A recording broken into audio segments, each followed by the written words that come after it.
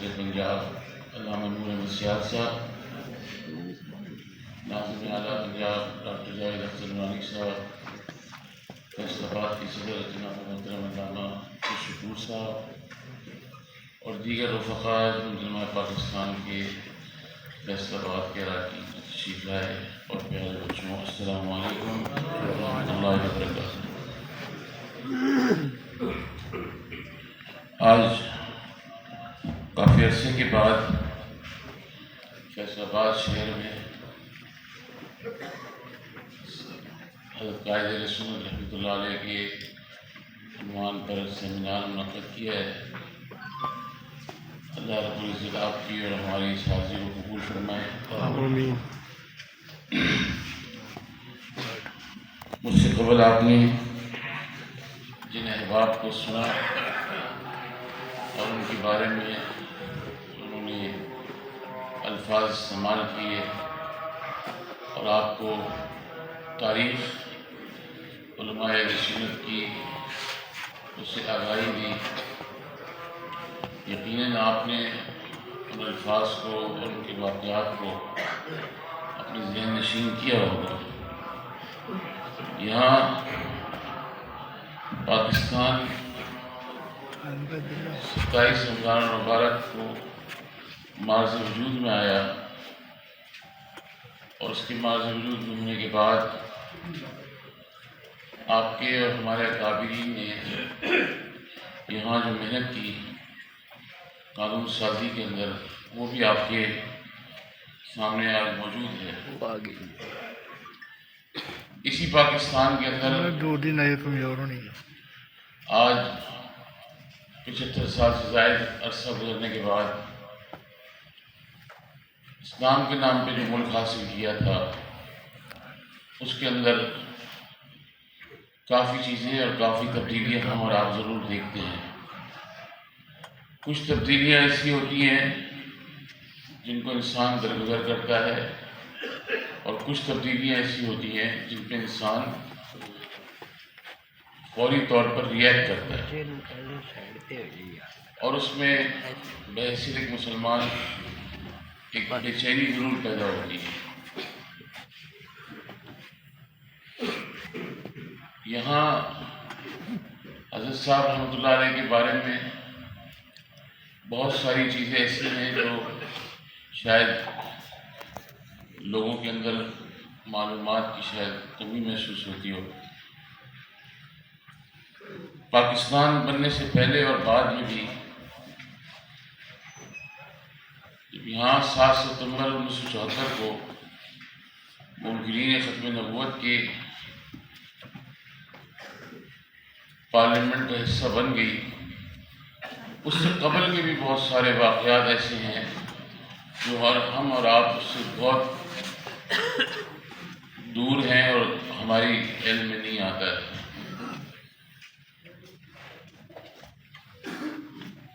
ایک عرصہ تھا کہ جرمنی کے اندر حضرت صاحب رحمۃ اللہ علیہ کے اوپر قانونی طور پر کیس کیا گیا تھا اور وہاں ورلڈ اسلامک مشن کے جو ساتھی احباب تھے وہ یہ سوچتے تھے کہ تمام اطراف سے یورپ کے اندر منکرین ختم نبوت نے گھیر کر ہمیں کورٹ اور کچہری کے اندر لے جانا چاہتے ہیں۔ کچھ احباب وہاں پہ ورلڈ اسلامک مشن کے جو تھے وہ یہ سوچتے تھے کہ ہمیں آگے اپنا قدم نہیں بڑھانا چاہیے اور جو ہمارے مناظرے اور بحث اور مباحثے ہو گئے اب اس کو ہمیں ختم کر دینا چاہیے۔ وقت بھی اس وقت اس دوران ذرا کم تھا، کچھ عرصے کے اندر رمضان شریف کی آمد بھی تھی۔ حضرت صاحب رحمۃ اللہ علیہ نے تمام پوری تنظیمی ساتھیوں کو یورپ کی بلوایا۔ انہوں نے فرمایا کہ میں پاکستان نہیں جاؤں گا کیونکہ کورٹ نے مجھے طلب کیا ہے اور اس کورٹ میں پیشی جو ہے تقریباً 1.5 ماہ کے بعد ہے۔ اگر میں رمضان شریف کے لیے پاکستان جا کے تراویح سناؤں گا اور واپس آؤں گا تو یہ پروپیگنڈا اگر میرے خلاف لگایا گیا کہ میں جرمنی چھوڑ کے بھاگ گیا اور ان کے لیے میدان کھلا چھوڑ گیا ہوں، لہٰذا میں پاکستان نہیں جاؤں گا اور میں جرمنی میں بیٹھ کے ان کا کورٹ میں مقابلہ کروں گا۔ 3.5 ماہ کے عرصہ جرمنی میں تشریف فرما حضرت صاحب اور ان کی پوری ٹیم کورٹ میں بھرپور طریقے سے ان کا مقابلہ کیا اور کیس جیت کر پھر حضرت صاحب رحمۃ اللہ علیہ پاکستان تشریف لائے۔ سبحان اللہ۔ اسی طرح 1958 میں آپ لوگوں نے جو حضرت صاحب کو یہاں دیکھا پاکستان کے اندر، تو حضرت صاحب 1 گھنٹہ اور پونا گھنٹہ کی تقریریں سنتے تھے آپ۔ ہمارے وہاں جو پرانے ساتھی ہیں وہ بعض دفعہ ڈسکیں وغیرہ بھیجتے ہیں اتنی بڑی بڑی، اب وہ اس میں ریکارڈنگ وغیرہ کر رہے ہیں۔ اس زمانے میں بستیوں کی بستیاں جو منکرین ختم نبوت کی ہوتی تھی ان کو مسلمان فرمایا کرتے تھے، اور پاکستان میں آپ نے ان کو دیکھا ہے کہ وہ آدھا گھنٹہ اور 1 گھنٹے کی تقاریر فرمایا کرتے تھے، مگر اس دور میں 58، 57، 56 کے اندر سب سے چھوٹی جو حضرت صاحب کی تقریر ہوتی ہے وہ 2.5 اور پونے 3 گھنٹے کی ہوتی ہے۔ اللہ 4 گھنٹے کی تقریریں گاؤں دیہاتوں میں نارمل تسلسل کے ساتھ وہ منکرین ختم نبوت کے لیے کرتے تھے۔ اب ایک انسان کی زندگی میں جس کا مقصد ناموس رسالت اور حضور پرنور سید العالمین مصطفیٰ صلی اللہ علیہ وسلم کی ذات اقدس پر پہرا دینا ہو، اور پوری زندگی اس شخص نے جو عالمی دنیا کے سامنے موجود تھا، جس نے اپنی زندگی کے اندر آکسفورڈ جیسے ادارے کے اندر بھی خطاب کیا جہاں محترمہ بے نظیر بھٹو مرحومہ جایا کرتی تھی۔ یہ تو آپ ابھی آج کل دیکھ رہے ہیں نا، لونڈے لپاٹے چھچورے قسم کے اپنی جماعتوں کے سربراہ بن گئے آکسفورڈ کے نام کے اوپر۔ میں تو آپ کو 50 اور 60 کی صدی کی بات کر رہا ہوں جب حضرت صاحب رحمۃ اللہ علیہ وہاں پہ جا کے لیکچر اسلامک آئیڈیالوجی بھی دیا کرتے تھے۔ سبحان اللہ۔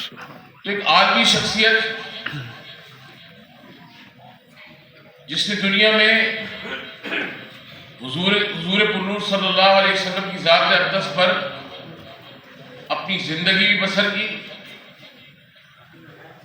اپنے حسب نسب کو ساتھ رکھ کر دنیا کے سامنے،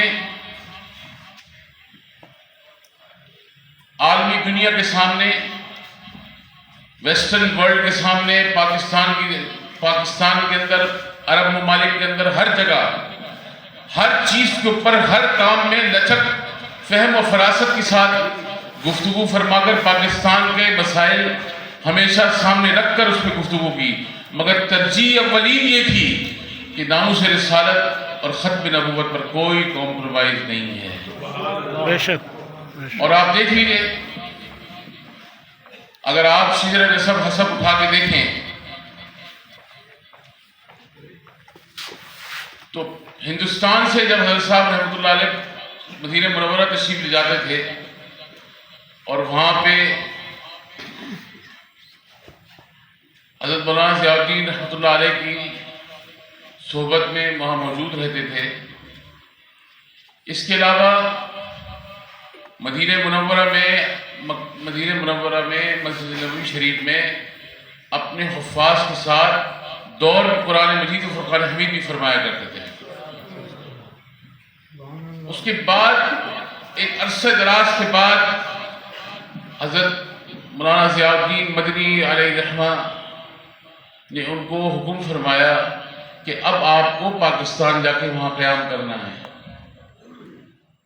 ورنہ ہندوستان سے جب ہجرت ہوئی تھی 47 کے اندر، جب پاکستان سے تشریف لے آئے تو حضرت صاحب نہیں آئے تھے 47، ہمارا پورا خاندان پاکستان آ گیا تھا، حضرت صاحب واحد وہاں پہ رہے، اور دادا حضور کا حکم بھی تھا، انہوں نے بھی عرض کیا تھا کہ میں ساری جو ہماری کتب ہے، کتابیں ہماری پرانی علمی، میں ان کو لے کے پھر ٹرین میں آؤں گا۔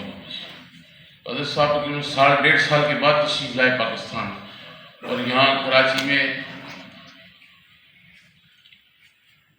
جناب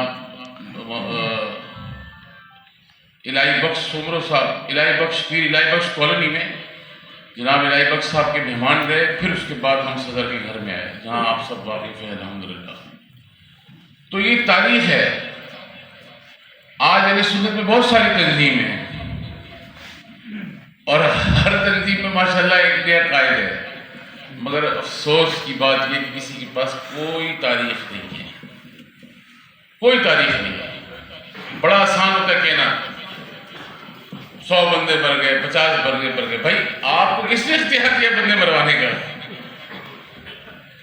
ہمارے پاس تو جمعیت علماء پاکستان میں ہمارا ایک کارکن شہید ہوا اور اس کا نام تھا ثناء اللہ، اور وہ بھی کراچی میں MQ کے گڑھ میں۔ تو اسلام کی تشریح اور دین اسلام اور اہل سنت کے عقائد کے تحفظ کے لیے یہ ضروری نہیں ہے کہ ہم state with in the state کو کھڑا کر کے تصور قائم کر دیں۔ جماعتوں کا کام سیاست کرنا ہے، عقائد کا تحفظ کرنا ہے۔ State with in the state کا کانسیپٹ ریاست کے مد مقابل آنا یہ ایک غلط اقدام ہے۔ اسی لیے بعض قوانین ایسے ہیں جس سے میں بڑا اختلاف رکھتا ہوں